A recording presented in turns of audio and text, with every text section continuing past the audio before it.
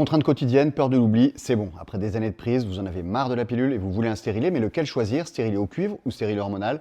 Je vous dis tout dans la Minute Gynéco. Les stérilets sont des dispositifs placés dans l'utérus qui garantissent une contraception efficace pendant des années, entre 5 et 10 ans selon les modèles, et qui se font oublier. Si c'est important pour vous de conserver un cycle hormonal et menstruel parfaitement naturel, sans apport d'hormones, choisissez plutôt un stérilet au cuivre. Il crée une inflammation dans l'utérus, inactive les spermatozoïdes et empêche la nidation en cas de fécondation. En revanche, attention, si vous avez des règles abondantes longues ou douloureuses, il est plutôt déconseillé car il risque d'aggraver vos symptômes. Si vos règles sont pénibles ou si vous souffrez d'une maladie comme l'adénomiose, l'endométriose ou si vous avez des fibromes ou si vous souhaitez tout simplement ne plus avoir de règles, on a plutôt tendance à vous proposer un stérilet hormonal. Il empêche la fécondation en empêchant le passage des spermatozoïdes à travers la glaire cervicale et en les inactivant et empêche l'endomètre de pousser dans l'utérus. Il a donc aussi un effet thérapeutique intéressant pour les femmes qui ont des règles anormales. Sachez aussi que la plupart du temps, l'ovulation se poursuit normalement. La dose d'hormones qui passe dans le sang est trop faible pour bloquer les ovaires. C'est pour ça que certaines femmes continuent à avoir des symptômes de cycle, comme des tensions mammaires par exemple, sans avoir de règles. Bien évidemment, qui dit hormone dit effet indésirable possible et imprévisible.